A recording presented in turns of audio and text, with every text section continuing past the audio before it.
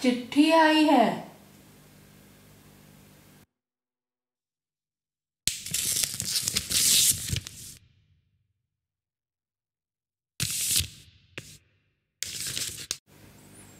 Hi, I live in USA. मैं USA में रहती हूँ, मगर असल बात का इस सब से कोई ताल्लुक़ नहीं। मैं सीधे मुद्दे की बात पर आती हूँ। मैं अपना परिचय बाद में दूंगी। पहले मैं आपको एक कहानी सुनाती हूँ। ये कहानी मेरी बात को समझने समझाने के लिए सुनानी बहुत ज़रूरी है। तो कहानी यूँ है। एक अल्हड़ सी लड़की थी। उम्र होगी कोई 15 या 16 बरस। पश्चिम बंगाल की बांग्लादेश से लगती सीमा के पास के एक गांव में रहती थी। नाम था महुआ।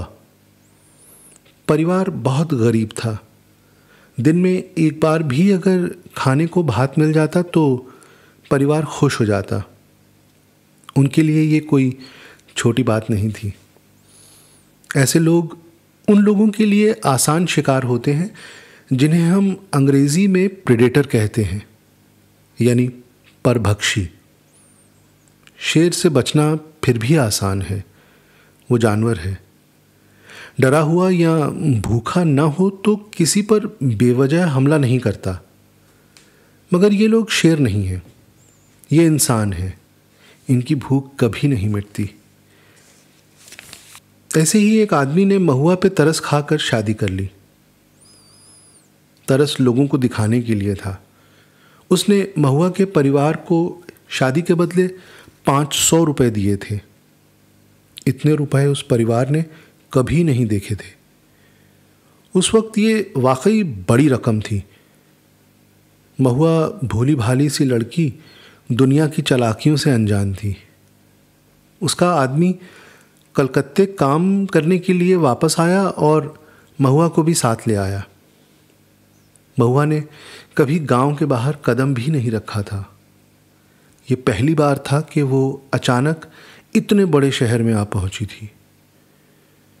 महुआ उस रात सोई तो सुबह उसकी आंख कहीं और ही खुली। उसे बताया गया कि जो आदमी उसे यहाँ लाया था वो उसे बेच गया है।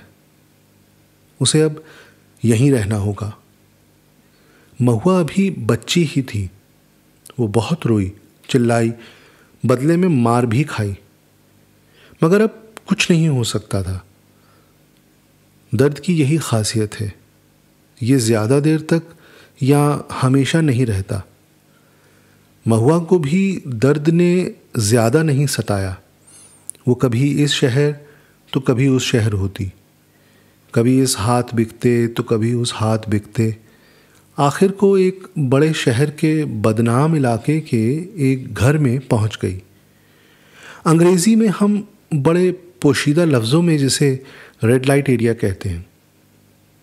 महुआ बहुत खूबसूरत थी, इसलिए हर कोई ज़्यादा कीमत पर उसे आगे बेच देता था। इंसान भी बेचा, ख़रीदा और सताया जाता है। जानवर अकेले नहीं हैं। मगर इस शहर में आकर इस पर लगाम लग गई। 6 महीने से कुछ ज़्यादा हो गया था उसे अपने गांव से निकले। उसकी गांव की यादें अब धुंधली पड़ने लगी थीं। अब वक्त आ गया था कि जिन्होंने उस पर इतना रुपया खर्च किया था वो उसकी कीमत वसूलें। सो महुआ को अब बाज़ार में सजना था, उन्हें कमा कर देना था। उसको धंधा करते अभी कुछ महीने ही हुए थे। एक दिन एक लड़का उससे मिलने आया। वो ग्राहक नहीं था। उसने कहा कि वो एक अखबार से है और वो रेड लाइट एरिया पर एक आर्टिकल लिख रहा है, इसलिए वो उससे और बाकी वेश्याओं से मिल रहा है। महुआ को ये सब समझ नहीं आया। वो पढ़ी लिखी नहीं थी ना ही उसने ऐसा कुछ देखा या सुना था। उस लड़के को वेश्याओं की ज़िंदगी के बारे में जानने में कोई ख़ास दिलचस्पी नहीं थी, ना ही वो उनकी दुख भरी दास्तान सुनने में दिलचस्पी दिखा रहा था। वो बस दो एक बातें पूछकर चल देना चाहता था। महुआ को अजीब लगा। वो बांग्ला ही जानती थी, हालांकि अब वो टूटी फूटी हिंदी भी बोल या समझ लेती थी। महुआ की बात सुनकर उसने सब नोट किया और महुआ से कहा कि मुझे इस बात में कोई दिलचस्पी नहीं कि तुम इस धंधे में कैसे आई। मुझे ये भी नहीं जानना कि तुमने क्या क्या सहा। मुझे बस ये जानने में दिलचस्पी है कि तुम इस धंधे में रहना चाहती हो या नहीं। महुआ को पहले तो कुछ समझ नहीं आया, मगर वो चाहे पढ़ी लिखी न थी मगर थोड़ी समझ उसमें थी। उसने कहा कि अगर मैं ये धंधा छोड़ना भी चाहूँ तो छोड़ नहीं सकती। पहले तो यहाँ से भागना ही नामुमकिन है, दूसरे अगर भाग भी जाऊँ तो बाहर जाकर करूँगी क्या। उस लड़के ने कहा कि यहाँ तुम्हारी ज़िंदगी सिर्फ तब तक है जब तक तुम जवान हो, बाद में भी तो भीख ही मांगोगी। खैर, मैं यही जानना चाहता था, तुम भी बाकियों की तरह यहीं रहकर धंधा करना चाहती हो। मैं चलता हूँ। उस लड़के की बात में न जाने क्या था कि वो महुआ के दिल पर असर कर गई। उसने लड़के से कहा कि वो अगर भागना भी चाहे तो कैसे भागे। पैसे तो उसका दलाल बाहर नीचे लेकर मैडम को दे देता है, और बाहर जाकर वो करेगी क्या। उस लड़के ने अपनी जेब में हाथ डाला तो 50 रुपए का एक नोट जो उसके पास से निकला उसने महुआ को दे दिया। उसने कहा कि फ़िलहाल उसके पास सिर्फ इतने ही पैसे हैं।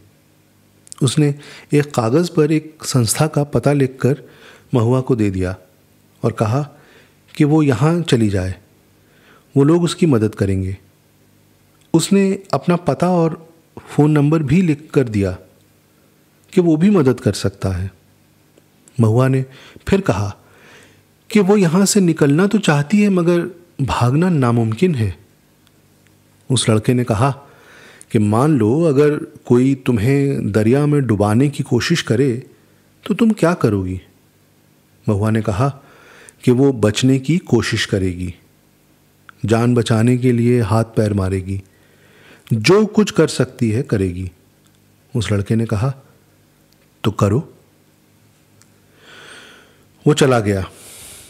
महुआ ने वो कागज़ और रुपए अपने ना के बराबर कपड़ों में छिपा लिए।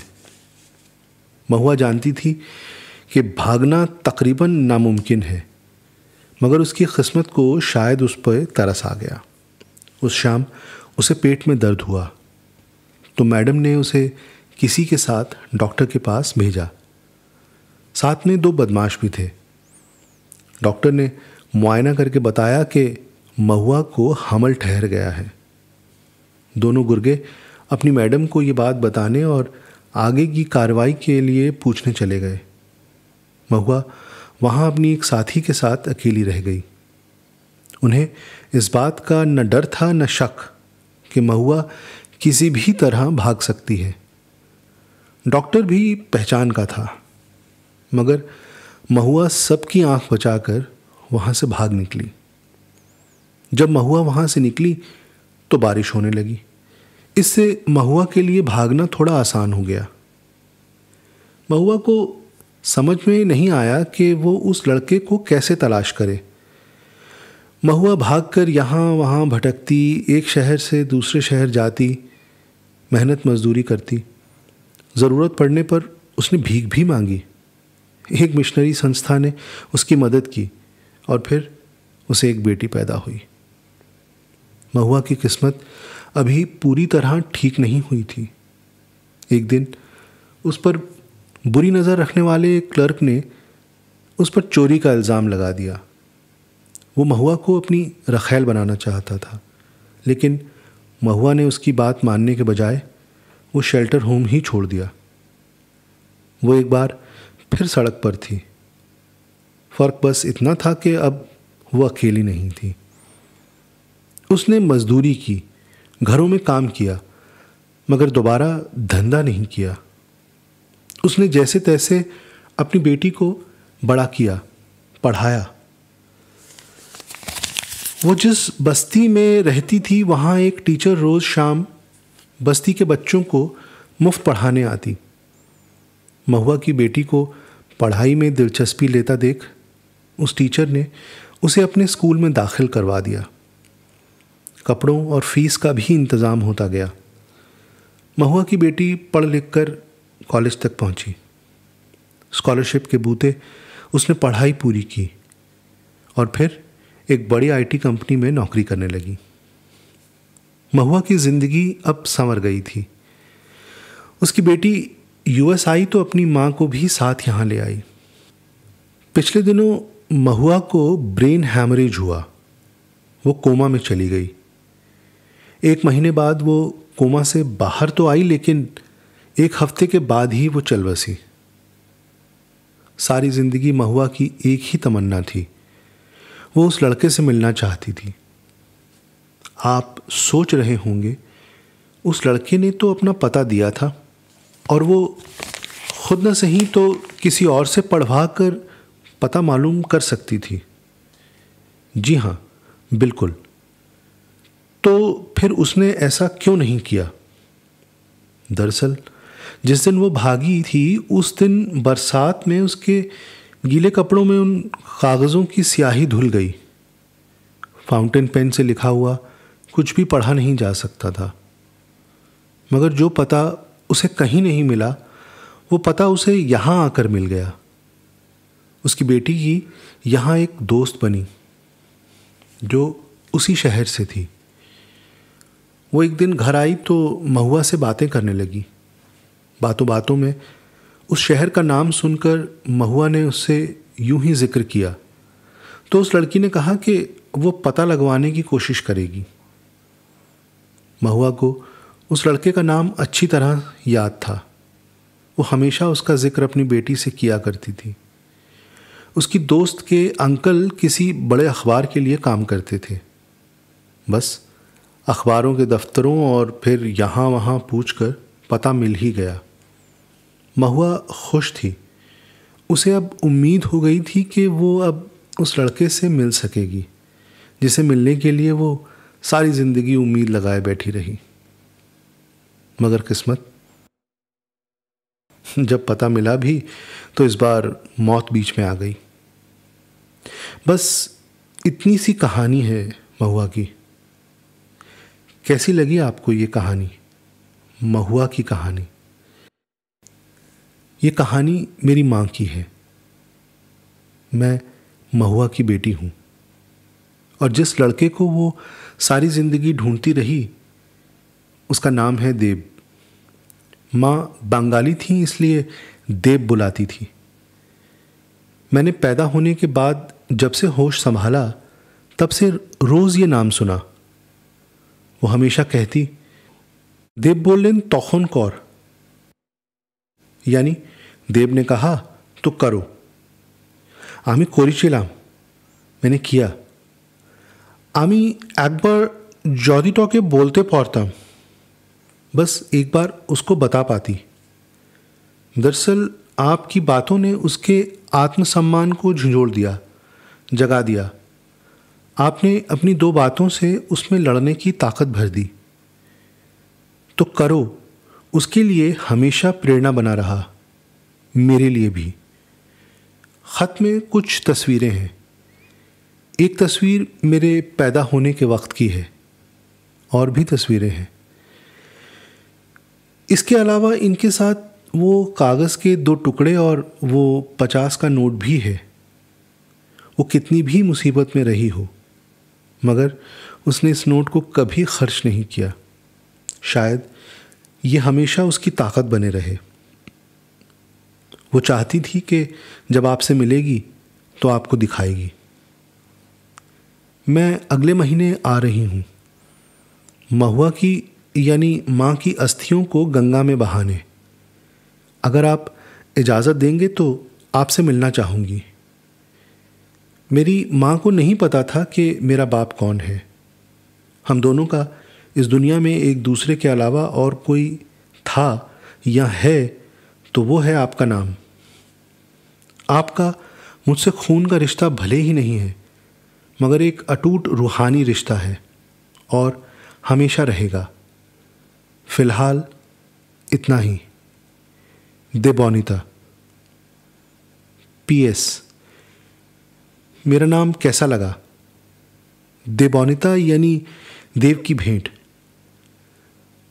माँ ने मेरा ये नाम इसीलिए रखा था। अगर आप उस दिन माँ को ना मिलते तो मैं इस दुनिया में कभी नहीं आती। I was born because you met my mother that day.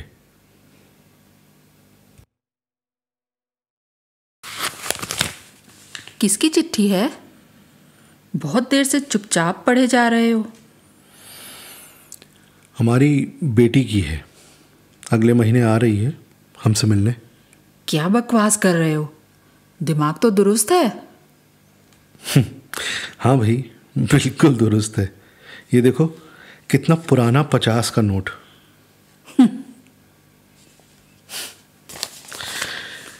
दुनिया सचमुच गोल है। पहुंची वहीं पे खाक जहां का खमीर था।